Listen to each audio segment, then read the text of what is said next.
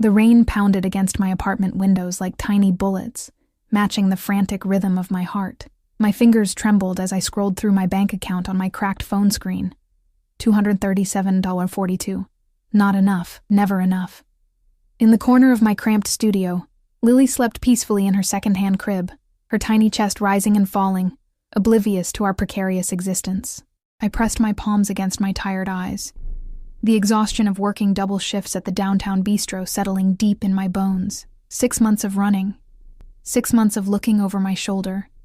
6 months of praying that Matteo Visconti would never find us. The memory of our first meeting still burned in my mind like a hot iron. I was catering a private event at the Rialto, an exclusive restaurant nestled in the heart of the city, reserved that night for what I'd been told was a private business gathering. What they'd failed to mention was that the business was decidedly illegal, and the man at the center of it all would change my life forever. I'd been carrying a tray of champagne flutes when I first saw him. Matteo Visconti. Unlike the older, heavy-set men I'd expected to see running the city's underworld, he was young, perhaps early 30s, with sharp features that looked carved from marble. His tailored black suit probably cost more than my yearly rent, and his presence commanded the attention of every person in the room. Even from across the crowded space, I felt the weight of his gaze like a physical touch. "More champagne, table 7, my manager had hissed, snapping me from my trance. "And for God's sake, Ellie, don't stare at the guests." I moved through the room, distributing drinks with practiced efficiency, all while feeling his dark eyes tracking my movements. When I reached his table, my hands betrayed me. The tray tilted, sending a cascade of golden liquid directly onto his immaculate suit jacket. I'm so sorry," I stammered, mortification washing over me in hot waves. "Please, let me—" His hand caught my wrist as I frantically tried to dab at the stain with my serving napkin. His touch was gentle but firm, a contradiction that matched the expression in his eyes, something between amusement and curiosity. "It's just fabric," he said, his voice a low, rich timbre that sent an involuntary shiver down my spine. "What's your name?" "Ellie Hayes." He released my wrist but not my gaze. "Ellie Hayes," he repeated, as if testing how my name felt on his tongue. I'll remember that. I didn't understand the weight of that promise until later, much later. What followed was a whirlwind I could never have anticipated. After that night, Matteo appeared at the restaurant frequently, always requesting my section. He left excessive tips that helped ease the constant financial pressure crushing me. He asked questions about my life, my dreams, my struggles, and I answered, naively flattered by the attention of a man who seemed genuinely interested in the mundane details of my existence. I didn't know who he really was then. Or perhaps I did, on some level, but chose to ignore the signs. The way other staff members fell silent when he entered, the deference shown by the restaurant owner, the ever-present shadow of his driver, Shosh bodyguard, waiting by the sleek black Bentley outside. His first gift arrived after I'd mentioned my ancient laptop was dying, a brand-new MacBook delivered to my apartment address I never remembered giving him. When I tried to return it, insisting it was too expensive, he simply said, "I have the means to make your life easier, Ellie. Why wouldn't I use them?" Each barrier I put up, he dismantled with patience and persistence. Each time I pulled away, he drew me back with kindness and understanding, or what I mistook for kindness and understanding. By the time I learned who Matteo Visconti truly was, the heir to the Visconti crime empire, a man whose business dealings left bodies in their wake, I was already falling for him, and by the time I realized how dangerous that fall would be, it was too late. I was ensnared in a gilded cage of my own making. Our affair lasted 3 intoxicating months, 3 months of expensive dinners in private rooms of exclusive restaurants, 3 months of being whisked away to his penthouse apartment with its panoramic views of the city skyline, 3 months of feeling like Cinderella, all while ignoring the clock that was inevitably ticking toward midnight. Reality came crashing down the night. I overheard a conversation I was never meant to hear. I'd arrived early at his penthouse. He'd given me a key, another invisible chain binding me to him. Voices drifted from his home office, the door slightly ajar. "The Moretti problem needs to be handled," a man's voice said. "They're moving product through our territory."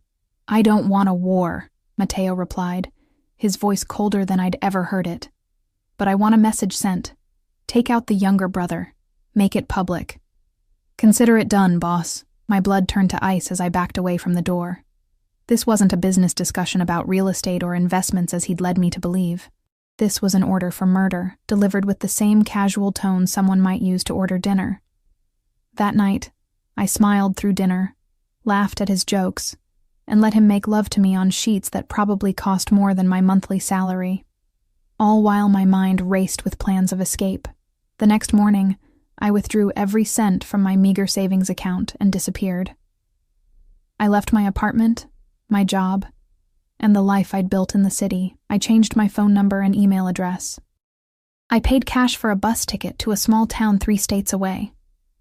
And I prayed that Matteo's interest in me had been fleeting enough that he wouldn't bother to look too hard.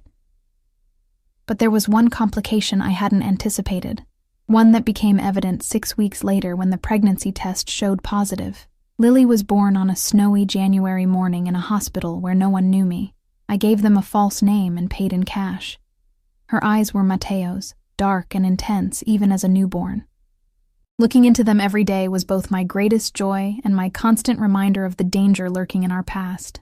For 6 months, we survived. I found a job waiting tables at a local diner. I rented a tiny studio apartment above a laundromat. I made exactly one friend, my elderly neighbor, Mrs. Patel, who sometimes watched Lily when my shifts overlapped with daycare closure. We lived simply, invisibly, and I almost convinced myself we were safe. Until tonight. A sharp knock at my door jolted me from my thoughts. I froze, my eyes darting to the clock, 11:47 p.m. Too late for a casual visitor, too precise for a drunk neighbor at the wrong door. I moved silently to Lily's crib, my heart hammering against my ribs. She slept peacefully, one tiny fist curled against her cheek. I gently stroked her dark hair, so like her father's, and swallowed the panic rising in my throat. The knock came again. 3 sharp raps, demanding, certain. "I know you're in there, Ellie." His voice, that same rich timbre that had once made my knees weak, now sent terror coursing through my veins. How had he found us? What would he do? Would he take Lily from me? Would he hurt us for running? My mind raced through options. The fire escape was rusted and unsafe. The hallway had no other exit. We were trapped. "Open the door," Matteo said, his voice deceptively calm, "or I'll have Marco open it for me." I knew it wasn't an idle threat. I'd seen the size of his bodyguard's hands. With trembling fingers, I slid the chain lock into place. A laughable defense, but all I had, and cracked the door open as far as the chain would allow. And there he stood, as devastatingly handsome as the day I'd first spilled champagne on him. His black wool coat was dusted with rain droplets that glittered under the hallway's fluorescent lights. His hair was longer than I remembered, curling slightly at the collar of his shirt. But his eyes, those eyes that had once looked at me with desire and something I'd foolishly mistaken for love, now burned with a cold fury that made me step back. 6 months, he said quietly. 6 months of searching. Did you really think I wouldn't find you? Before I could respond, a soft whimper came from behind me. Lily was awake, stirring in her crib as if sensing the tension permeating our small sanctuary. Matteo's eyes shifted past me, widening slightly as understanding dawned on his face. "Open the door, Ellie." His voice had changed, an undercurrent of something dangerous threading through it. "Now." My hand shook as I unlatched the chain, knowing I was opening the door to more than just the man in the hallway. I was opening the door to our past, to all the secrets I'd kept, to a future I couldn't predict. Matteo stepped inside, his presence immediately making my small apartment shrink around us. His eyes never left the crib in the corner. Without looking at me, he moved toward it with slow, deliberate steps. I followed, my body tense with the primal instinct to protect my child. "Matteo, please." He stopped at the edge of the crib, looking down at Lily, who stared back at him with his own eyes. For a long moment he said nothing. Then he reached down, his large hand gentle as he stroked one finger along her cheek. How old? He asked, his voice barely above a whisper. 6 months, I admitted, the truth hanging heavy between us. He turned to me then, his expression a storm of emotions I couldn't fully decipher. Anger, certainly. Betrayal. But something else too. Something that looked almost like wonder. You hid my child from me. It wasn't a question. I was scared, I whispered. His jaw tightened. You should have been scared of running. He looked back at Lily, who had curled her tiny fingers around his index finger, unaware of the significance of this moment, of the dangerous man whose blood ran through her veins. You should have known I would find you both.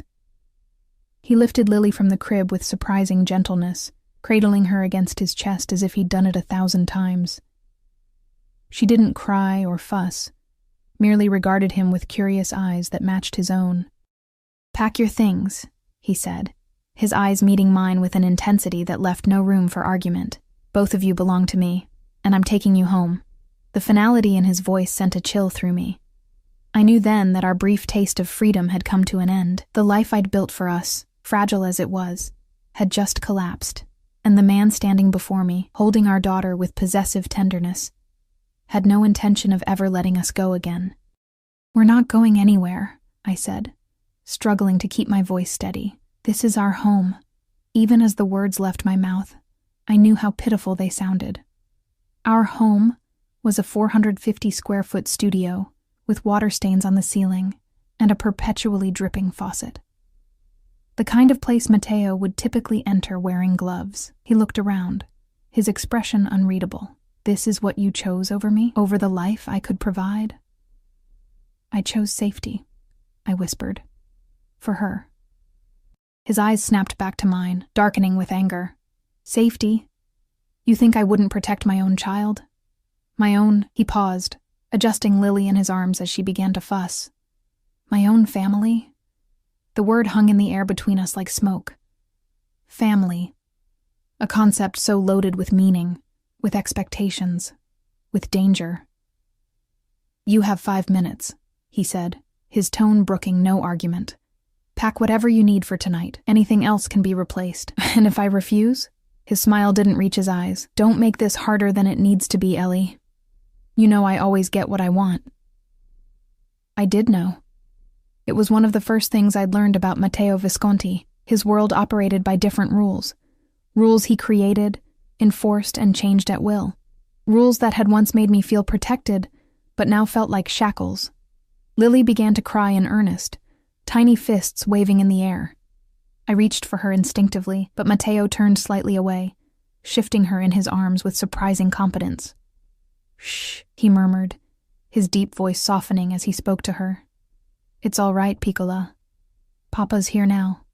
The sight of him holding our daughter, this man who ordered executions as casually as dinner, sent a confusing mix of emotions coursing through me. Fear, certainly. Anger at his intrusion into our carefully constructed life. But something else, too. Something I was ashamed to acknowledge. Relief. Relief that the running was over. Relief that I no longer had to carry the weight of our survival alone. She needs to be fed, I said, holding out my arms. Matteo studied me for a moment before carefully transferring Lily to me. Our fingers brushed in the exchange, and I felt the same electric current that had always sparked between us. 6 months apart hadn't diminished it in the slightest. As I settled into the threadbare armchair to feed Lily, Matteo turned away, giving us a moment of privacy that surprised me. He moved to the window instead, peering out through the blinds at the rain-slicked street below. Your building has no security, he said, his voice tight with disapproval. No cameras. The lock on your door could be picked by a child. Anyone could walk in here. No one has reason to, I replied. We're nobody here. He turned, his expression fierce. You are never nobody, not to me. I looked down at Lily, focusing on her perfect face to avoid meeting his gaze. How did you find us? Does it matter? It matters to me. He was silent for a long moment. Your friend Mrs. Patel has a grandson who works for an insurance company that happens to be owned by a business associate of mine. When she mentioned the young single mother with a beautiful baby who moved in upstairs, he shrugged. The world is smaller than you think, Ellie. My stomach twisted. Mrs. Patel. The sweet elderly woman who brought me homemade chai and called Lily Little Dumpling. I'd thought we were safe with her, that she was just a lonely widow who enjoyed the company. I'd never imagined she would be the thread that unraveled our new life. She had no idea who I was looking for, or why, Mateo added, reading the betrayal on my face. Don't blame her. Lily had drifted back to sleep at my breast. I adjusted my clothing and stood, moving to place her back in her crib. Mateo watched every movement like a hawk. She has your eyes, I said softly, unable to deny him this truth. And your nose, he replied, moving closer to look down at our sleeping daughter. Your stubborn chin, too, despite everything. A small smile tugged at my lips. You always said my stubbornness was what attracted you to me. It was, he acknowledged, until you used it to disappear with my child. The moment of warmth evaporated. I turned away from the crib and began gathering essentials. Diapers, wipes, Lily's favorite blanket, the stuffed elephant she couldn't sleep without. I moved mechanically, my mind racing. There had to be a way out of this, a way to convince him to let us go. Where are you taking us? I asked, zipping Lily's diaper bag. Home. Your penthouse isn't a home for a baby. His jaw tightened. I've made arrangements. The thought of what arrangements might entail coming from a man like Mateo sent a fresh wave of panic through me.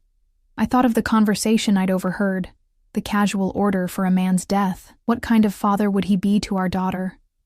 What kind of life would she have surrounded by violence and crime? I can't go with you, I said, my voice barely above a whisper. Mateo moved toward me, closing the distance between us until I could smell his cologne, the same expensive scent that used to cling to my skin after nights in his bed. He reached up, tucking a strand of hair behind my ear with a gentleness that belied the hardness in his eyes. You ran from me once, Ellie. I won't allow it to happen again. His fingers trailed down my cheek in a touch that was both a caress and a warning, especially not with my daughter. I forced myself to meet his gaze. She has a name. It's Lily. Something flickered across his face. Lily, he repeated, testing the name. It's pretty, but her full name will be Liliana Visconti. The casual way he claimed her, renamed her, integrated her into his world without consultation, sent a surge of defiance through me. Her last name is Hayes, like mine. His smile was cold, for now. A sharp knock at the door interrupted whatever response I might have made. Mateo didn't look surprised. That would be Marco, he said. Time to go. Reality crashed over me. This was happening. He was taking us. The life I'd built, meager as it was ending tonight. Wait, I pleaded. At least let me leave a note for my boss. And Mrs. Patel will worry if we just disappear. Already taken care of. As far as anyone in this town is concerned, you received a job offer in another state and left to pursue it. His expression softened fractionally at my shocked look. I'm not a monster, Ellie. I don't want to destroy your reputation here. You might need these connections again someday. The implication that I might one day return to this life hung unspoken between us. A permission he might grant if I behaved, if I submitted to his will, a leash he could yank if I strayed too far. The door opened without a knock, and Marco stepped inside. He was as I remembered, tall, broad, with a face that seemed permanently set in a scowl. His eyes swept the apartment, assessing threats out of habit, before landing on me. Ms. Hayes. He nodded, his voice gruff but not unkind. Good to see you again. Wish I could say the same, I muttered. Mateo's lips quirked into something almost like a smile before he schooled his features. Take the bags, Marco, and have someone come tomorrow for anything else of value. Already arranged, boss. Car's waiting downstairs. Mateo moved to the crib and lifted Lily with careful hands. She stirred but didn't wake, settling against his chest with a trust that made my heart ache. I reached for the baby carrier hanging by the door. She'll be fine, Mateo said, correctly interpreting my concern. I've got her. You don't know how to properly support her head, how to... I've been practicing, he cut me off. With a doll, for weeks now, since I confirmed she existed. His eyes met mine, burning with an intensity that made me step back. Did you really think I wouldn't prepare to be a father once I knew? The image of Matteo Visconti, feared crime boss, ruthless businessman, practicing how to hold a baby with a doll, was so incongruous that I almost laughed. Instead, I bit my lip and followed him toward the door.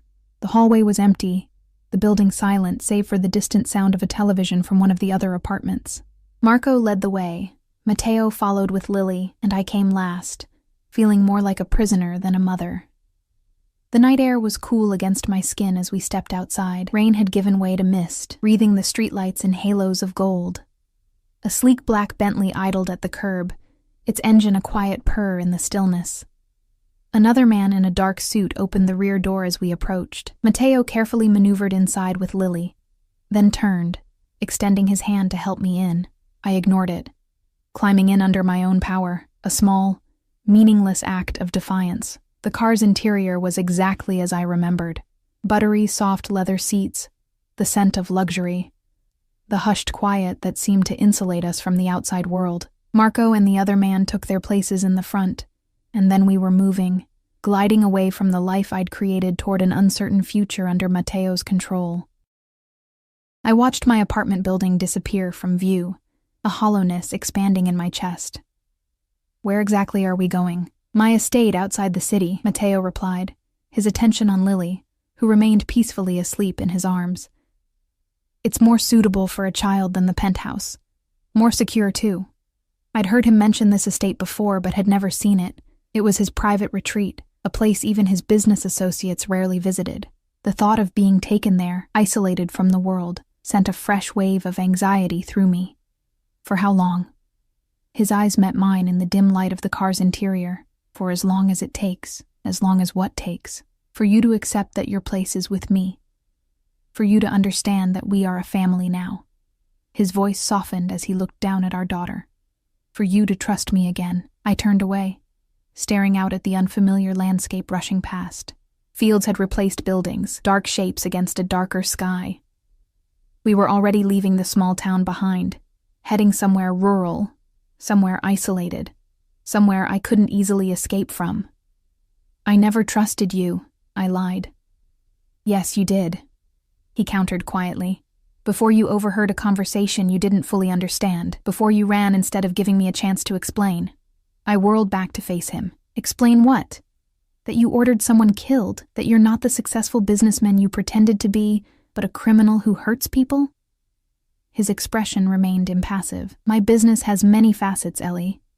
Some less pleasant than others, but everything I do for a reason. And that makes it okay?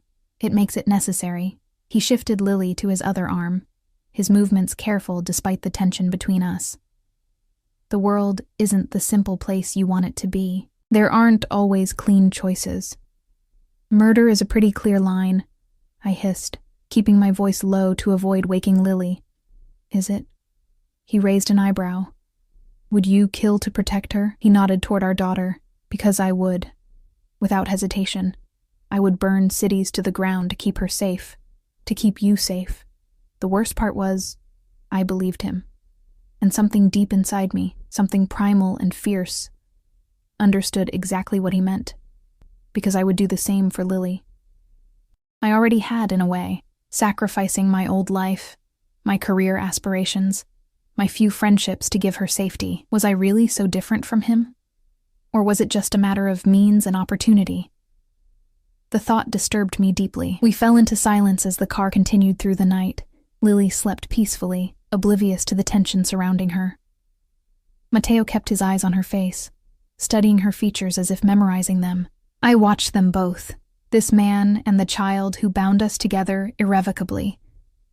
After what seemed like hours, the car turned onto a private road, winding through dense trees that blocked out even the faint moonlight. Security gates appeared out of the darkness, opening silently to admit us. Beyond them, lights glimmered, revealing glimpses of a sprawling mansion set back from the road. "Welcome home," Matteo said softly, as the car rolled to a stop in front of an imposing entrance. Home. The word echoed hollowly in my chest. This wasn't home. This was a beautiful prison, a gilded cage where Matteo would keep us, his possessions, his treasures, safe from a world he saw as a constant threat.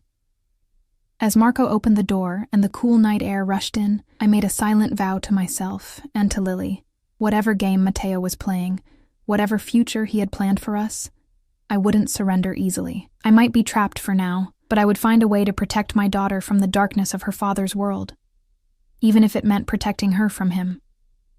Matteo stepped out of the car, Lily still cradled against his chest, and turned to offer his hand to me once more. This time I took it, feeling his warm fingers close around mine with possessive certainty. "Both of you belong to me now," he said, his voice low and intense, "and I protect what's mine." The entrance hall of Matteo's estate swallowed us in warm light and cold opulence. Marble floors gleamed beneath a crystal chandelier that cast fractured rainbows across cream-colored walls. The space was cavernous, designed to impress and intimidate visitors. A curved staircase swept upward, its polished banister reflecting the light like liquid gold. "The east wing has been prepared for you and Lily," Matteo said, leading the way across the hall. His voice echoed slightly in the vastness. "It has the best views of the sunrise." I followed silently, hyper-aware of Lily still nestled against his chest. She would wake soon, hungry and disoriented in these unfamiliar surroundings. Would she cry for me? Would she sense the tension vibrating between her parents? Parents. The word caught in my mind. Until tonight, I'd been Lily's only parent, her protector, her everything. Now she had a father who looked at her with possessive tenderness, the same look he gave his most valuable possessions. Marco disappeared with our bags, while another man I didn't recognize melted back into the shadows near the entrance. I wondered how many of Matteo's people were stationed throughout the house, invisible until needed. The thought made my skin crawl. "How many staff are here?" I asked, struggling to keep up with Matteo's long strides as we moved down a wide corridor lined with artwork that probably cost more than I'd earn in a lifetime. "Enough," he replied cryptically. "The grounds require maintenance. The house needs staff, and security is a priority." "You mean guards? We're being watched." He stopped at an ornate double door, turning to face me. "Not watched, Ellie. Protected. There's a difference. Not from where I'm standing." His eyes softened slightly as they moved over my face. "You're exhausted. We can discuss security protocols tomorrow." Before I could argue, he pushed open the doors to reveal a suite that took my breath away, despite my determination to remain unimpressed. The sitting room was painted a soft sage green, with comfortable-looking furniture arranged around a marble fireplace where flames already danced. Fresh flowers sat in crystal vases on side tables, their scent delicate and soothing. Beyond, I glimpsed a bedroom with a massive four-poster bed draped in cream-colored linens. But it was the third room that made me freeze in the doorway. A nursery, perfect in every detail. I moved toward it as if in a trance, taking in the pale yellow walls, the white crib with its canopy of sheer fabric, the changing table stocked with supplies, the rocking chair by the window overlooking what would be gardens in the daylight. A mobile of delicate stars and moons hung over the crib, turning gently in the air current from the doorway. "When did you do this?" I whispered, running my fingers over the soft blankets folded at the foot of the crib.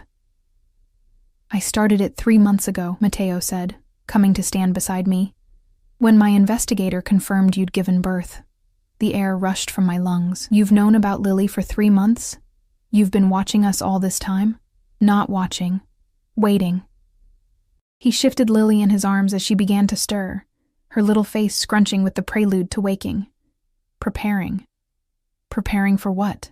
His eyes met mine, dark and intense. "To be a father. To bring you both home where you belong."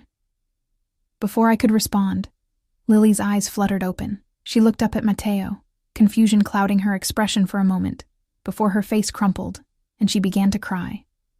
I reached for her instinctively, and this time Matteo surrendered her to my arms. "She's hungry," I said, moving to the rocking chair, "and overwhelmed. This is all too much." Matteo watched as I settled into the chair, a strange expression crossing his face, something almost like vulnerability, gone so quickly I might have imagined it. "I'll give you privacy," he said, turning toward the door. "There's food in the small refrigerator behind the changing table, clothes in the dresser, everything you should need for tonight." He paused at the threshold, looking back at us. "Rest, Ellie. We have much to discuss tomorrow." The door closed behind him with a soft click that somehow felt more final than a slam. I looked down at Lily, now contentedly nursing, her eyes heavy-lidded with returning sleep. "What are we going to do?" I whispered, stroking her downy hair. "What am I going to do?" Only her gentle breathing answered me. After she fell back asleep, I placed her in the crib, trying to ignore how perfectly she fit there, as if it had been made to her exact measurements. Perhaps it had been. The thought was both touching and terrifying. I explored our new prison while she slept. The suite was larger than my entire apartment, with the sitting room, bedroom, nursery, and a luxurious bathroom with a soaking tub I could actually stretch out in. Everything was tasteful, expensive, and clearly chosen with care. My favorite shade of green on the walls. The exact firmness of pillow I preferred on the bed. Lily's favorite stuffed elephant already placed in her crib, though I hadn't unpacked it yet. Details I'd mentioned to Mateo during our time together. Casual preferences I'd expressed in passing conversation, all remembered and implemented in this space. It was thoughtful. It was thorough. It was absolutely terrifying. I tried the door to the hallway, unlocked. But where would I go? I had no idea where we were. No phone, no money, no transportation, and Mateo's security undoubtedly had instructions to keep me on the property. The windows were next. They opened, but a quick glance outside confirmed we were on the second floor, with at least a 20-foot drop to manicured gardens below. Not an option with a baby. Exhaustion crashed over me as the adrenaline of the night finally ebbed. I sank onto the edge of the bed, my head in my hands. I needed to think, to plan, but my mind felt wrapped in cotton, sluggish with fatigue and overwhelm. Just for tonight, I decided. I would rest tonight, gather my strength, and begin figuring out our next steps tomorrow. I showered in the opulent bathroom, the hot water and expensive products a luxury I hadn't experienced in months. Clean clothes waited for me, silk pajamas in exactly my size. I pulled them on, trying not to think about how Mateo knew my current measurements. I checked on Lily one more time, watching her chest rise and fall with peaceful breaths, before crawling into the massive bed. The sheets smelled of lavender and felt like heaven against my skin. Despite my determination to stay awake, to keep vigil, exhaustion pulled me under almost immediately. I woke to sunlight streaming through the windows and the sound of Lily's morning babble. For a moment, confusion reigned, the luxurious surroundings so different from our tiny apartment. Then memory crashed back, and with it, dread.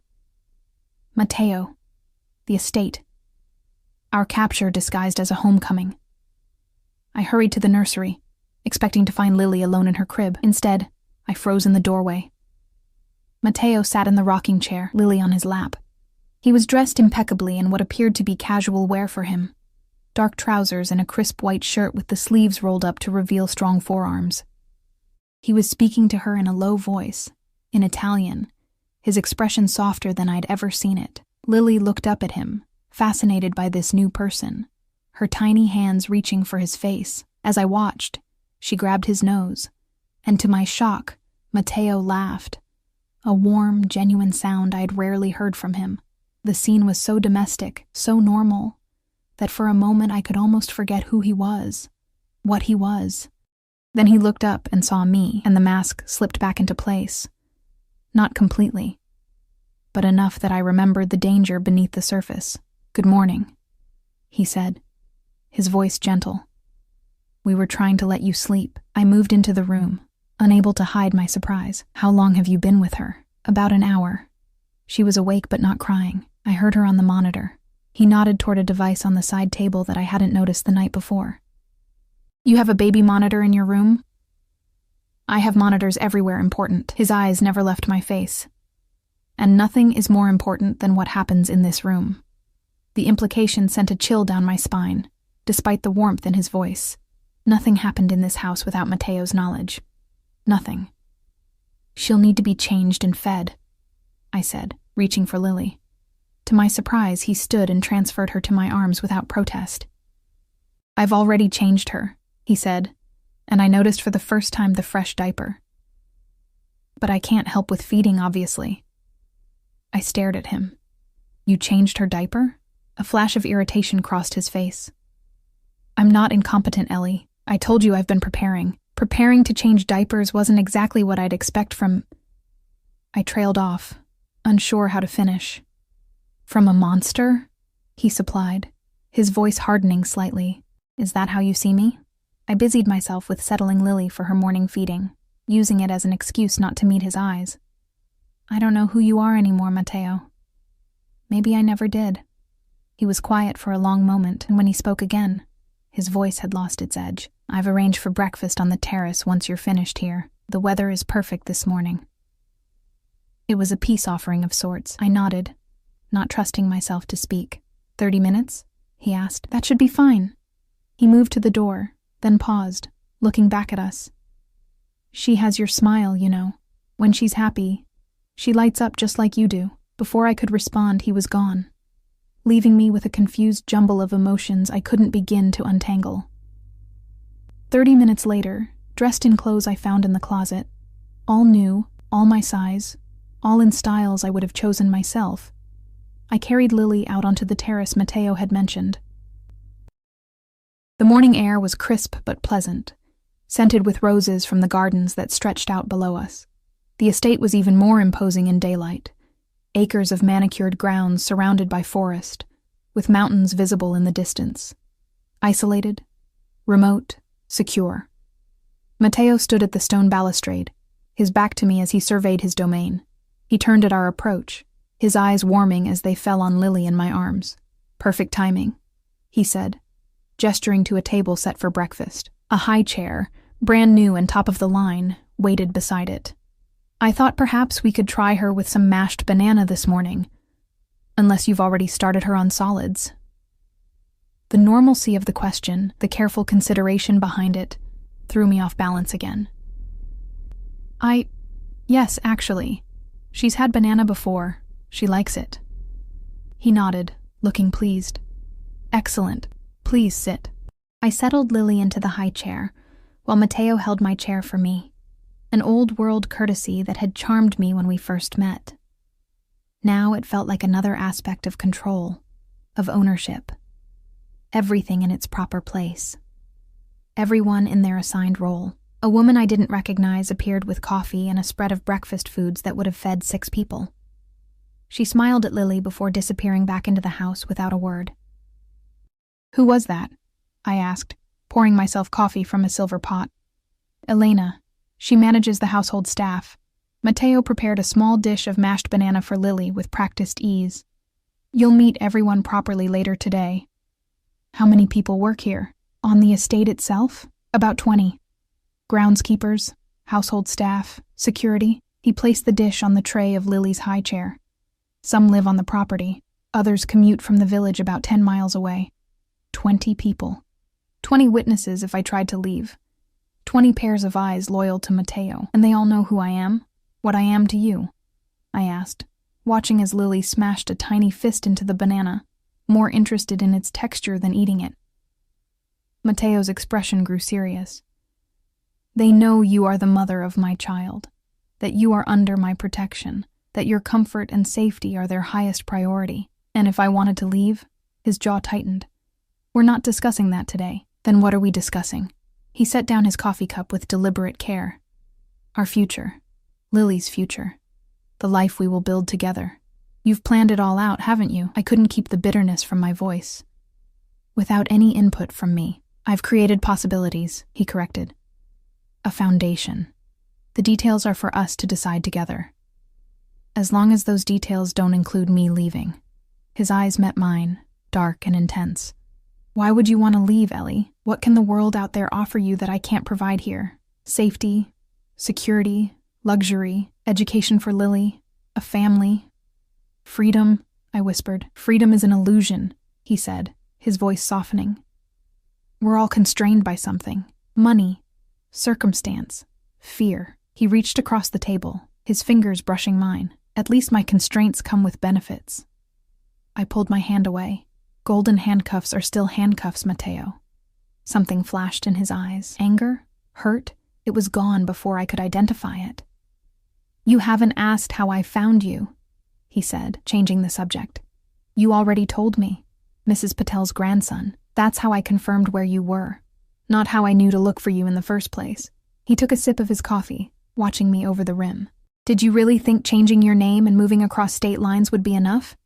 That I wouldn't have resources dedicated to finding you? My stomach nodded. How then? The hospital where you gave birth. One of the nurses recognized your face from the photographs my people distributed. His lips curved into a cold smile. They thought you were a missing person, a loved one desperately searching for you. I felt sick. All those months of careful planning, of covering my tracks, of paying cash and using false names, undone by a well-meaning nurse who thought she was helping. You had people looking for me all that time? The idea that I'd never truly escaped, that I'd only been temporarily misplaced, sent a wave of hopelessness through me. From the moment I realized you were gone, he confirmed. But it was the pregnancy that truly motivated me. When my investigator reported you'd been seen at a prenatal clinic, his expression darkened. You can imagine what went through my mind. I could. Matteo Visconti, discovering the woman who had fled from him was carrying his child. I was surprised he hadn't burned the country to the ground looking for us. Why wait 3 months after you knew about Lily? I asked. Why not come for us immediately? His eyes moved to our daughter, now happily smearing banana across her face. I needed to prepare, not just the nursery, but myself. I needed to understand what kind of father I wanted to be. His voice dropped, becoming almost inaudible. What kind of father she deserves. For the first time, I glimpsed the conflict within him. The man raised in a world of violence and power, struggling with the responsibility of raising an innocent child. It humanized him in a way that made it harder to see him as the monster I needed him to be. And what kind of father is that? I asked softly. His eyes met mine, and I saw raw honesty there. A better one than I had. Before I could respond, Lily knocked her dish to the floor with a gleeful squeal. The tension broke as we both reached for it, our hands colliding beneath the table. Matteo's fingers closed around mine, warm and strong, and for a moment, we were back in the restaurant where we'd first met. Just a man and a woman, connected by an accidental touch. Then, reality reasserted itself. I pulled away, focusing on cleaning Lily's messy hands and face while Matteo retrieved the fallen dish. I have business calls this morning, he said, standing. Elena will show you the grounds if you'd like to explore. The entire estate is secure. You can go anywhere within the perimeter fence. The boundaries of my new cage, clearly defined. And this afternoon? I asked, unable to keep a hint of defiance from my voice. His expression softened as he looked at Lily, then back to me. This afternoon, I thought perhaps we could spend time together. As a family. He paused, then added quietly, I've missed a lot of firsts already, Ellie. I don't want to miss any more. With that, he was gone, leaving me with a squirming baby and a heart full of conflicted emotions I couldn't begin to sort through. Because beneath the fear and resentment, beneath the anger at being controlled and confined, a tiny, treacherous part of me remembered why I'd fallen for Matteo Visconti in the first place. And that part whispered that maybe, just maybe, there was a future here that wouldn't feel like imprisonment. Elena arrived shortly after Matteo departed, a slim woman in her 50s with silver-streaked dark hair and eyes that missed nothing. She moved with quiet efficiency, clearing the breakfast dishes while I wiped the last traces of banana from Lily's face and hands. Would you like to see the gardens, Ms. Hayes? She asked, her voice carrying just a hint of an Italian accent.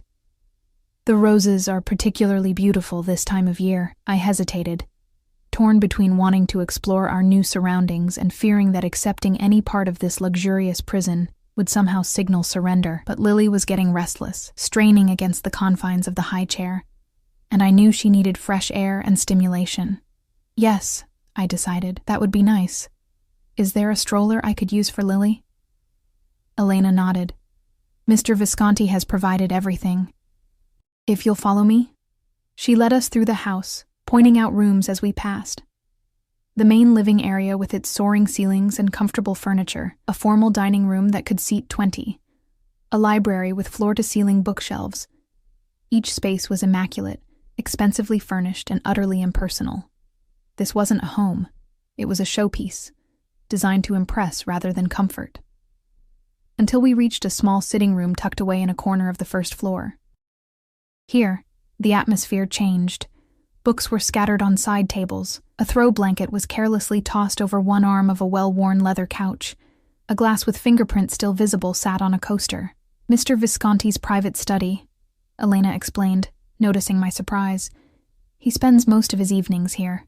I tried to reconcile this lived-in space with the cold perfection of the rest of the house, and with the man I thought I knew. Before I could ponder it further, Elena led us to a mudroom where a top-of-the-line stroller waited, still with its tags attached. Outside, the October air carried the first hints of autumn, a crispness that invigorated rather than chilled. Lily babbled happily as I strapped her into the stroller, her eyes wide with interest at the new surroundings. The gardens were stunning, meticulously maintained flower beds, sculptured hedges, and gravel paths winding between fountains and statues. In the distance, I could see an orchard, its trees heavy with late-season fruit. The estate encompasses about 200 acres, Elena said as we walked. Most of it is woodland, but the gardens cover nearly 15 acres, and there's a small lake beyond the orchard. 200 acres, isolated and self-contained. A beautiful wilderness with invisible boundaries. I wondered how many of Matteo's security staff patrolled those boundaries, how many cameras monitored every movement within them. "How long have you worked for Mr. Visconti?" I asked, steering the stroller along a path lined with lavender. "Nearly 20 years, Elena replied, "since he was a young man, just beginning to take over his father's business interests." I glanced at her, curious despite myself. "You knew his father?" A shadow crossed her face. "Yes. Mr. Visconti Sr. was a different sort of employer." "Different how?" She hesitated, then said carefully, "Less controlled, more volatile." Her eyes met mine briefly. "The son is not the father, Ms. Hayes. Remember that." Before I could press further, Lily began fussing, ready for her mid-morning nap. Elena guided us back to the house and up to our suite, where I put Lily down in her perfect nursery with its soft yellow walls and gentle mobile. "Would you like lunch on the terrace again or in your sitting room?" Elena asked as I closed the nursery door. "Actually, I'm not very hungry," I said, suddenly overwhelmed by the unreality of the situation, discussing lunch arrangements like a pampered guest rather than a captive. "I think I'll just rest while Lily naps." Elena nodded, her expression unreadable. "Of course. Press the intercom button by your door if you need anything." She paused, then added, "Mr. Visconti asked that you be ready by 2 o'clock. He has something planned for this afternoon." After she left, I sank onto the edge of the bed, my mind racing. Something planned. Another piece of the life he was constructing around us. Another link in the gilded chain. I should have been plotting escape, searching for weaknesses in security, making plans to get Lily away from Matteo's influence. Instead, I found myself opening the closet, examining the clothes he'd provided. Everything in my size, in styles I would have chosen. How had he known? Had he been watching me all these months, noting my preferences? Or did he simply remember the details I'd shared during our time together? Neither option was comforting. At precisely 2 o'clock, a knock came at the door. I'd changed into a simple sundress and sandals, arranged my hair in a neat ponytail, and applied minimal makeup. Lily wore one of the new outfits from the dresser, a pale blue romper that made her eyes look even more like her father's. Matteo stood in the hallway, changed from his morning attire into casual clothes that probably cost more than a month's rent at my old apartment. His eyes swept over us, a smile tugging at his lips. "You look beautiful," he said, his gaze lingering on my face. "Both of you." I shifted Lily in my arms. "Elena said you had something planned?" "A small excursion," he confirmed, reaching for Lily. To my surprise, she went to him willingly, her tiny hands immediately going to the buttons on his shirt. I thought perhaps the lake? It's peaceful there. I followed him downstairs and out a different door than we'd used that morning, leading to a paved path that wound through a grove of oak trees. Matteo carried Lily with practiced ease, pointing out birds and squirrels to her in a gentle voice I'd never heard him use with anyone else. We walked in companionable silence for a while, the only sounds Lily's occasional babble and the crunch of our feet on the path. It felt almost normal, a family outing on a beautiful autumn day. If I squinted, I could almost pretend we were just a regular couple, that Mateo was just a devoted father, that our story was simple and uncomplicated. The illusion shattered when we reached the lake. A picnic had been set up on its shore, a blanket spread beneath a large oak tree, a wicker basket waiting. 2 security men stood at a discreet distance, their presence a reminder of exactly who we were walking with. "Your men follow you everywhere?" I asked as we settled on the blanket, Lily between us. "Not everywhere," Mateo replied, opening the basket to reveal an assortment of gourmet sandwiches, fruits, and a bottle of wine. "But outdoors, yes, it's necessary. Because of your business interests?" He paused, his eyes meeting mine. "Yes, I have enemies, Ellie. People who would use any vulnerability against me." His gaze dropped to Lily, who was happily pulling at the grass. "And now I have the greatest vulnerability of all." I felt a chill despite the warm sunshine. "That's why you brought us here. Not because you missed us, not because you want to be a father, but because we're a weakness that needs to be controlled." Anger flashed across his face, quickly contained. "Is that what you think? That I see my own child as a liability to be managed? Isn't that exactly what you just said?" He took a deep breath, visibly reining in his temper. "What I said is that there are people who would harm her to get to me, people who would harm you. Keeping you here, protected, is not about controlling you, Ellie. It's about keeping you safe. Safe from the enemies you've made through your criminal activities," I countered, keeping my voice low but intense. "Safe from the consequences of your choices." Mateo's jaw tightened. "My choices have given us this." He gestured to the estate around us. "Security, comfort, a future where Lily will want for nothing, except a father she can be proud of." The words hung between us, sharp and wounding. For a moment, raw hurt flashed across Mateo's face before his expression hardened. "And what would make you proud, Ellie?" he asked, his voice dangerously quiet. "A father who struggles to make ends meet, who can't protect his family from the harshness of the world, who watches his child go without, a father who doesn't order murders over dinner," I shot back. "You heard a fragment of a conversation you didn't understand," he said, running a hand through his hair in frustration. "Did you ever consider asking me about it? Giving me a chance to explain before you disappeared with my child? What explanation could possibly justify what I heard?" He was silent for a long moment, watching Lily as she crawled toward the edge of the blanket, pursuing a colorful leaf that had caught her attention. When he spoke again, his voice was measured, controlled. "The Moretti family had been trafficking young women through our territory. Girls as young as 14, brought in from Eastern Europe with promises of modeling careers, legitimate work. Instead, they were forced into prostitution, kept compliant with drugs and violence." His eyes met mine, dark with anger that wasn't directed at me. "We discovered 3 of them dead in an abandoned warehouse, overdosed on heroin the Morettis gave them to keep them docile."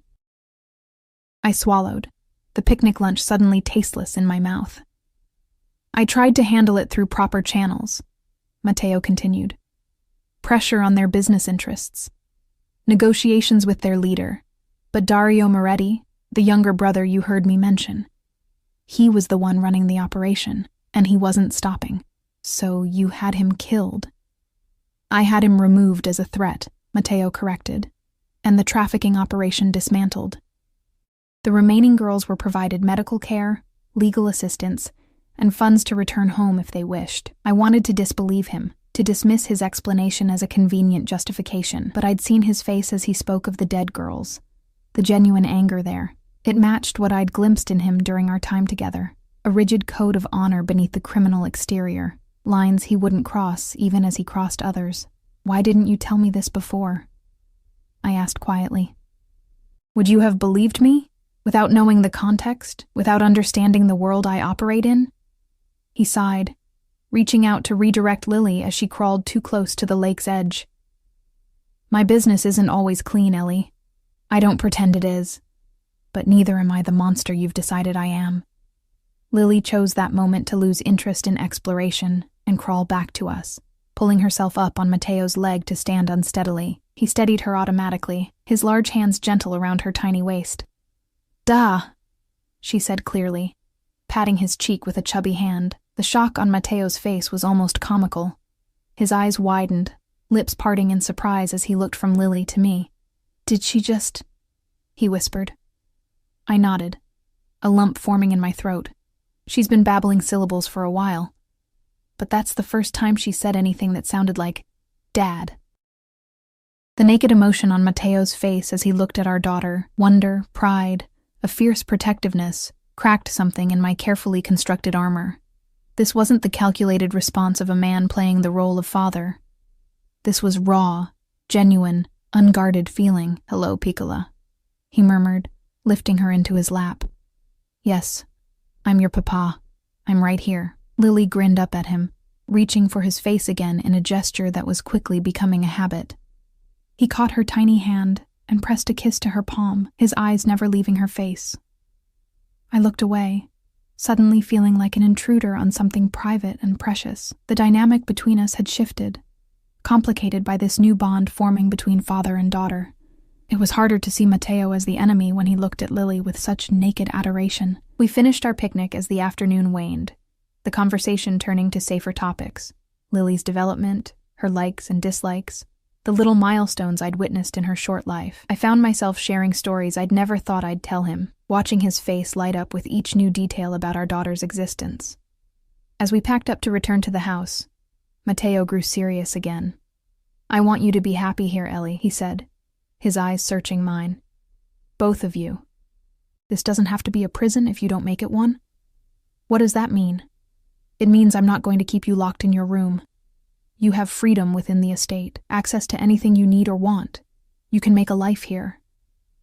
A life where I never leave, never see friends or family, never have independence." He hesitated, adjusting Lily in his arms as she began to doze against his shoulder. "For now, yes. The security concerns are real, Ellie. But in time, once you understand the situation better, once you—" he trailed off. "Once I what? Submit? Accept my gilded cage? Once you trust me again," he finished quietly. "Once we rebuild what we had." I laughed, the sound brittle even to my own ears. "We didn't have anything real, Mateo. You lied to me from the beginning, about who you were, what you did." "I never lied about how I felt about you," he countered, his voice intense. "Everything between us was real. The only fiction was the scope of my business interests. That's a pretty significant fiction. Would you have given me a chance if you'd known from the start? If I'd introduced myself as Matteo Visconti, head of the Visconti crime family? I had no answer for that, because the truth was, I wouldn't have. I would have run as far and fast as I could.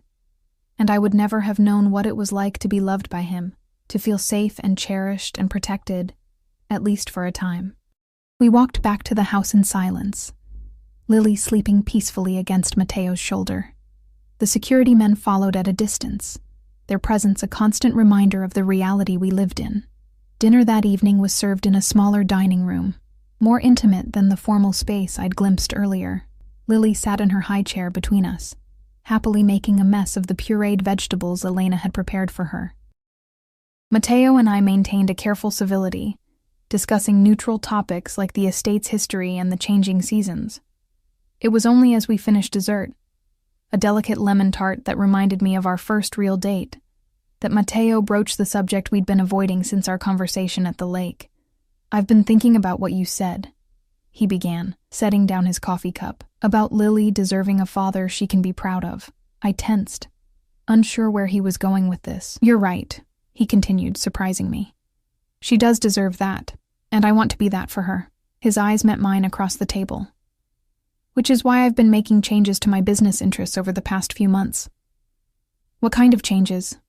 "Legitimate investments, legal enterprises, moving capital from less reputable ventures into above-board businesses." He paused. "It's a slow process. The world I operate in doesn't allow for clean breaks, but I've begun." I studied his face, looking for deception and finding only earnest determination. Why would you do that? Because of her. He nodded toward Lily, who was happily smashing a piece of tart between her fingers. Because of you. Because I want a different future than the one my father envisioned for me. I don't understand. Matteo was quiet for a moment, his expression distant. My father ruled through fear. His business, his family, his entire world, all controlled through violence and intimidation. I grew up watching him destroy people who crossed him, including... He hesitated. Including my mother. When she tried to leave with me, I felt a chill at his words. What happened? He found us, brought us back. His eyes met mine, and I saw the shadow of an old pain there. She was never the same afterward, broken in ways I was too young to understand. His voice softened. I don't want that for Lily. I don't want her to fear me, to see me as my father was. And I don't want that for you either. The raw honesty in his voice caught me off guard. For the first time, I glimpsed the wounded boy beneath the powerful man, the child who had witnessed his mother's suffering at his father's hands and carried those scars into adulthood. I'm not your mother, Matteo, I said gently. And you're not your father, aren't I? He asked, his voice barely above a whisper. I found you. I brought you back. I'm keeping you here against your will, telling myself it's for your own protection. The parallel hung between us, uncomfortable in its accuracy. There's a difference, I said after a moment. You haven't hurt me. You've provided for Lily. You're trying to change. He looked up, surprise flickering across his face at what might have been the first words of understanding I'd offered since our reunion. I am trying, he said simply, for both of you. But these changes take time, and until they're complete, until the transition is finished and the threats neutralized, this is the safest place for you and Lily. I wanted to argue, to insist on my freedom regardless of the risk. But as I looked at Lily, happily oblivious to the complexities surrounding her existence, I found myself hesitating. What right did I have to expose her to danger for the sake of my independence? How long? I asked finally. A year. Maybe 18 months for the most significant transitions. His eyes held mine. Give me that time, Ellie. Give us that time. To be a family. To build something real. To create a future Lily can be proud of. It wasn't a small request. A year or more of living under Matteo's protection. In his world. Subject to his rules. A year of watching him with our daughter. Of navigating the complicated feelings his presence stirred in me. But as I looked at him across the table, I saw not the crime boss who had terrified me with his power, but the man who had stolen my heart once, who had remembered my favorite color and the firmness of pillow I preferred, who had prepared for months to welcome our child, who looked at Lily with genuine love and a desperate desire to be better than his own father had been. I need time to think, I said finally, rising from the table. This isn't a decision I can make tonight. Matteo nodded, accepting my response without pushing for more. Take all the time you need, he said, his voice gentle. We're not going anywhere.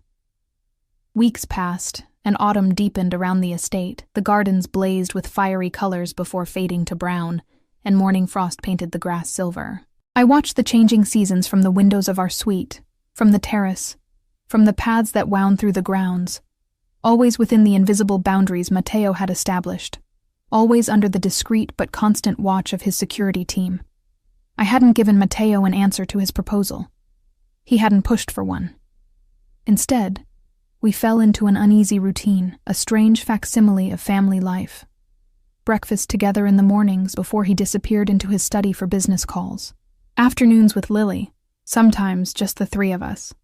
Sometimes with Matteo absent for meetings he never fully explained. Dinner in the evening, with conversation that carefully avoided the most contentious subjects. And every day, I watched him with Lily, watched how he learned her routines, her preferences, her tiny personality quirks, how he adapted his entire schedule around her nap times, how his face softened whenever she reached for him, which she did with increasing frequency. Da, she would call, arms outstretched, and no matter what he was doing, reviewing documents, speaking on the phone, conferring with one of his men, he would stop and go to her. I tried to maintain my distance, to remember what he was, and what he had done, but it became increasingly difficult as I witnessed the changes in him. The feared crime boss who had terrified me that first night was rarely in evidence now. Instead, I saw a man struggling to reconcile the life he had inherited with the future he wanted to create. One evening, about a month after our arrival, I found him in the nursery after putting Lily down for the night. He stood by her crib, watching her sleep, his expression unguarded in a way it seldom was around me. "She's growing so fast," he said softly as I entered. "I've missed so much already." I moved to stand beside him, looking down at our sleeping daughter. "She knows you now," I offered. "She looks for you when she hears your voice." He nodded, a small smile touching his lips. "I never expected this," he admitted. "To feel this way about someone so small, so defenseless. It changes you," I said, "having a child." "Yes." He turned to me, his eyes searching mine in the dim light. "It does.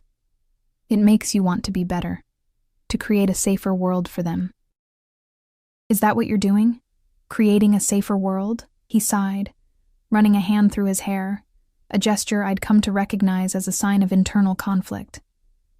"I'm trying. The transition is complicated. Some of my business associates are resistant to the changes I'm implementing. They see legitimate enterprises as less profitable, more constrained." "And are they?" I asked, curious despite myself. "In the short term, perhaps, but they're sustainable. They don't require constant vigilance against law enforcement. They don't result in blood feuds that last generations." His voice held a weariness I hadn't heard before. "They don't make it impossible to sleep at night." The admission surprised me, the first acknowledgement that his chosen path had costs beyond the practical. I studied his face, noting the faint shadows under his eyes, the tension in his shoulders. "You're not sleeping well," I observed. A rueful smile tugged at his lips. "Occupational hazard, because of the business transition? Partly." His eyes met mine, holding them. "And partly because you're so close, yet still so far away." The rawness of his admission caught me off guard. For weeks, he had maintained a careful distance, never pushing, never presuming. Now, in the quiet of the nursery with our daughter sleeping peacefully beside us, the mask had slipped. "Matteo." "I know," he interrupted gently. "You need time. I understand that. I've taken your choices away, confined you here, asked you to accept a life you never wanted. I don't expect forgiveness, Ellie. But I want you to know that my feelings for you have never changed." Before I could respond, he leaned down and pressed a soft kiss to Lily's forehead, then straightened and moved past me to the door. "Good night," he said quietly, and was gone, leaving me with a tumult of emotions I couldn't begin to sort through. That night marked a shift in our dynamic. Matteo began including me in discussions about the business transitions he was implementing, explaining the complexities of extracting himself from certain enterprises while maintaining the protection his position afforded. I found myself offering suggestions, drawing on my business courses from college, a part of my life I'd nearly forgotten in the chaos of the past year. "You're good at this," he observed one evening as we sat in his study, reviewing plans for a new legitimate investment in a tech startup. "You see angles I miss. I was 3 credits shy of a business degree when I met you," I admitted. "Before I got distracted by a mysterious man who left extravagant tips and asked too many questions." His smile was warm, reaching his eyes in a way that made my heart beat faster despite my best intentions. "I remember. You were taking night classes while working at the restaurant. You remember that?" I asked, surprised by the detail. "I remember everything about you, Ellie," he said simply. "Every conversation, every dream you shared, every plan for the future." I looked down at the document spread before us, uncomfortable with the intensity of his gaze and the emotions it stirred. Those dreams seem very far away now. "They don't have to be." He hesitated, then reached across the desk to cover my hand with his. "Tell me what you want, Ellie. What would make you happy here?" The question caught me off guard. For weeks, I'd been thinking of our situation as temporary, a holding pattern until I could figure out an escape, or until Matteo's promised transition was complete. The idea of building a life here, of finding happiness within these gilded constraints, hadn't occurred to me. I don't know, I said honestly. I haven't thought about what I want in a long time. It's always been about survival, about Lily. Think about it now, he urged. Anything within my power to give you is yours. Just name it. I considered his offer, turning it over in my mind. What did I want? Safety for Lily? Yes. But we had that now, in abundance. Financial security, also provided to an extent I could never have achieved on my own, but beyond those basic needs, purpose. I said finally, I need something that's mine, some way to contribute, to use my mind, to feel like more than just an accessory to your life. Matteo nodded slowly, his expression thoughtful. The business degree you never finished, he mused. Would you want to complete it? We could arrange remote classes, tutors if needed. The suggestion sparked something in me. A flicker of the ambition I'd set aside when Lily was born, when survival became my only goal. Maybe. Or maybe something different. I don't know yet. Take time to consider it, he said, giving my hand a gentle squeeze before releasing it.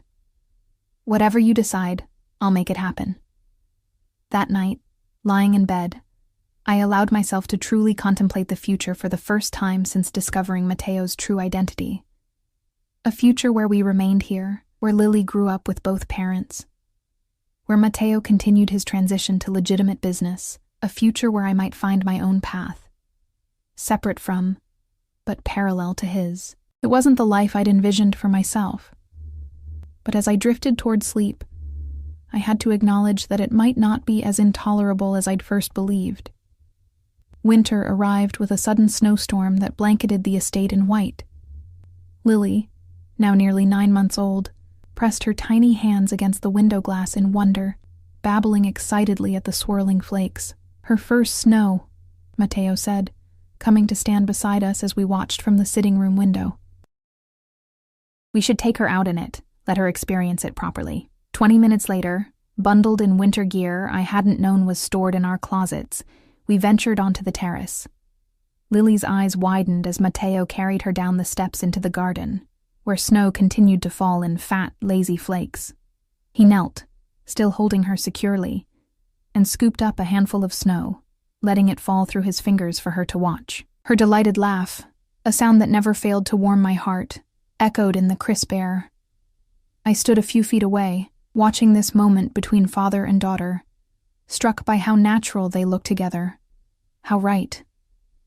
Matteo glanced up, catching me watching them, and smiled. A genuine, unguarded smile that transformed his face. In that moment, he wasn't a crime boss or a captor, or even the complicated man I'd been living with for months. He was simply a father sharing his daughter's joy, and something inside me softened in response. Come here, he called, holding out his free hand to me. She wants you to join us. I hesitated only briefly before moving toward them, taking Matteo's outstretched hand and kneeling beside them in the snow. Lily immediately reached for me, her mittened hand patting my cheek in her familiar gesture of affection. Ma! She exclaimed, a new addition to her limited vocabulary that never failed to make my heart swell. Yes, sweetheart, I said, kissing her cold reddened cheek. Mama's here. As I looked up, I found Matteo watching us, his eyes full of an emotion I wasn't ready to name. Without thinking, I reached out and brushed a snowflake from his eyelash, my fingers lingering against his skin. Thank you, I said softly, for this moment, for letting her experience this. His hand came up to cover mine, pressing it against his cheek. Thank you for sharing it with me, he replied, his voice equally quiet, for letting me be part of her life, of your lives. We stayed like that, connected, until Lily's squirming broke the moment, but something had shifted between us, a thawing that mirrored the snowflakes melting where they touched our warm skin. That evening, after Lily was asleep, I found Matteo in his study, as had become our habit. But instead of business documents spread before him, he had a small velvet box open on his desk. He closed it quickly when I entered, but not before I glimpsed what looked like a ring inside. Ellie, he said, standing. I was just coming to find you. What's that? I asked, nodding toward the box he'd tucked into his pocket. He hesitated, then sighed. Not how I planned this, he muttered, more to himself than to me. Then, meeting my eyes, he said, "It's a gift. For you. But it comes with a question I'm not sure you're ready to hear yet." My heart began to race. "Ask it anyway." He studied my face for a long moment, then slowly withdrew the box from his pocket and opened it. Inside nestled a ring, not the ostentatious diamond I might have expected, but a more elegant design, a deep blue sapphire surrounded by smaller diamonds on a platinum band. "I remember you saying once that you found traditional diamond engagement rings unimaginative," he said quietly, "that you preferred colors, stories, meaning." I stared at the ring, then at him, speechless that he had remembered such a casual comment from our early dating days.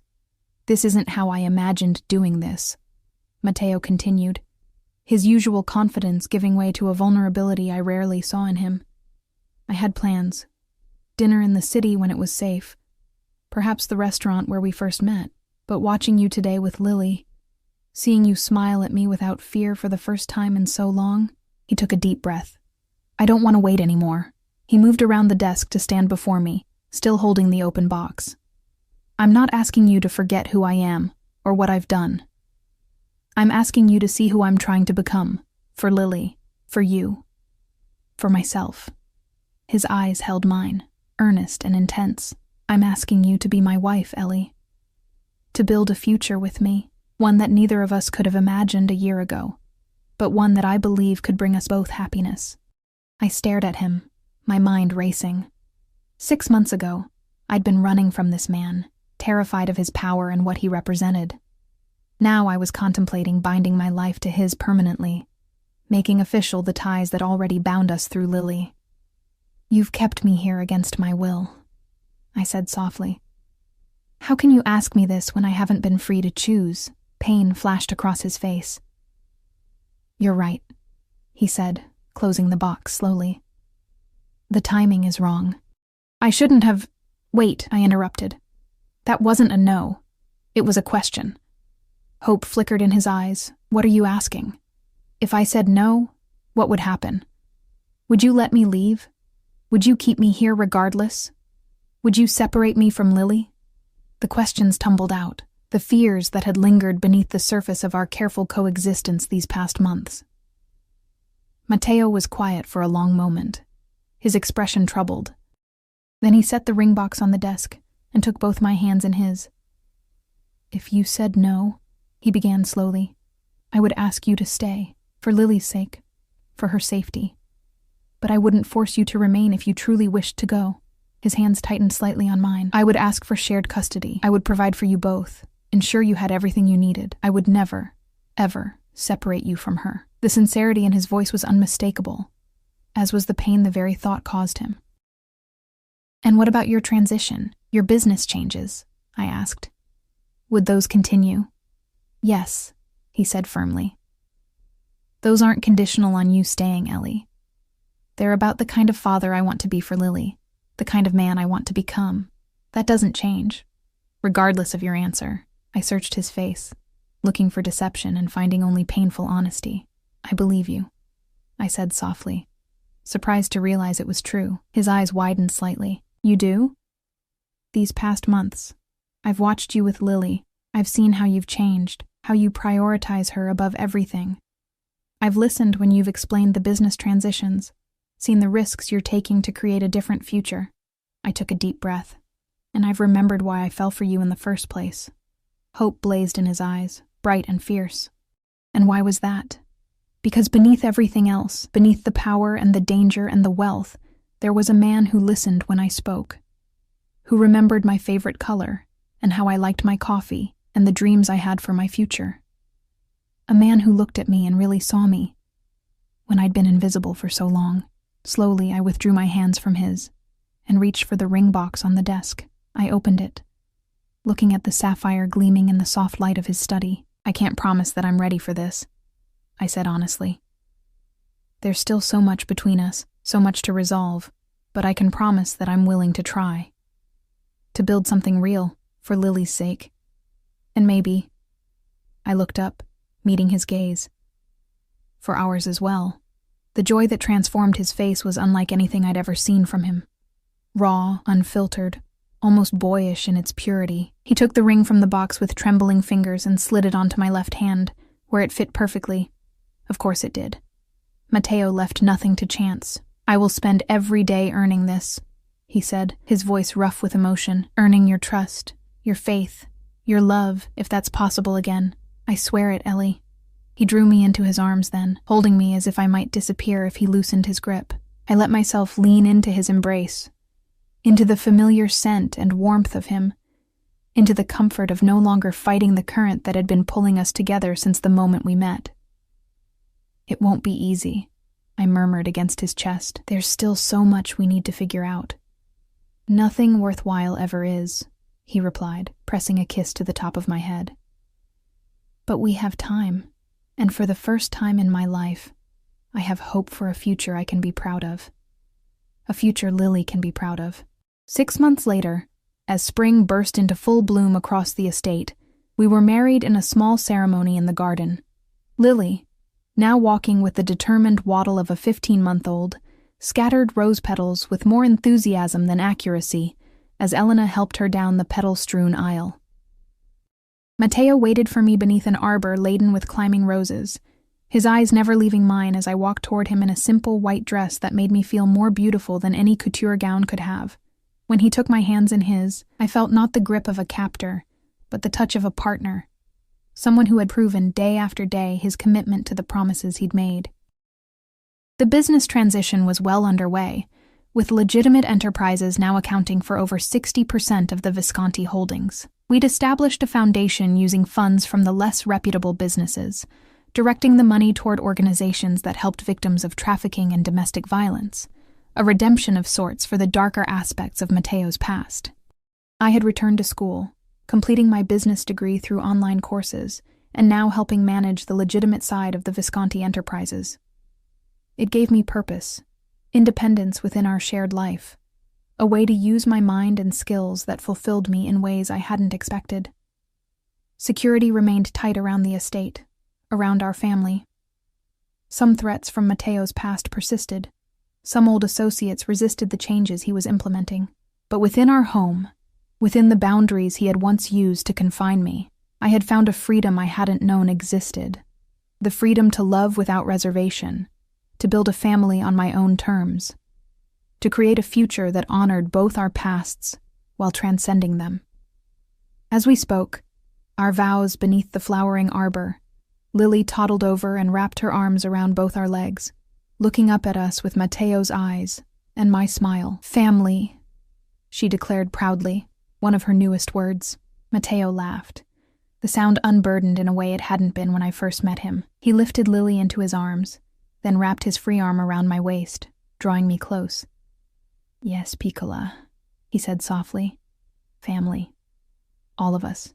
Together." Later that evening, as twilight painted the sky in shades of lavender and gold, we stood on the terrace watching Lily chase fireflies across the lawn under Elena's watchful eye. "Any regrets?" Matteo asked quietly, his arm warm around my shoulders.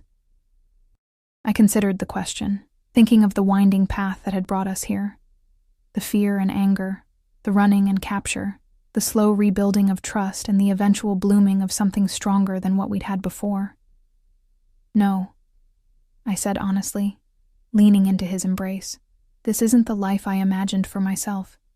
It's more complicated, more challenging in some ways." I looked up at him, at the face I had come to love again, differently but more deeply than before. "But it's also richer, more meaningful than anything I could have built alone." He kissed me then, tender and reverent, a promise renewed with each passing day. When we parted, his eyes held mine with the intensity that still made my heart race after all this time. "I told you once that both of you belonged to me," he said softly. "I was wrong. We belong to each other. All of us. Together." As Lily's delighted laugh floated up from the garden, as the first stars appeared in the deepening blue of the evening sky, I knew he was right. What had begun as captivity had transformed into choice. What had been forced had become freely given. And the man who had once been my greatest fear had become my greatest love, complicated, flawed, but fiercely devoted to creating a future we could all be proud of. A future where our daughter would grow up knowing only the strength of her father's love, not the darkness of his past. A future we would build together, day by day, choice by choice. In the end, he had claimed us both, as he'd vowed that rainy night so long ago. But in doing so, he had given himself to us as well, completely, irrevocably, and with a love that had transcended the boundaries of the world he came from, and the one I'd tried to build without him. As we stood together on the terrace of what had truly become our home, watching our daughter's joy in the simple magic of fireflies and twilight, I knew with absolute certainty that I wouldn't change a single step of the journey that had brought us here. Both of us had found where we belonged, together.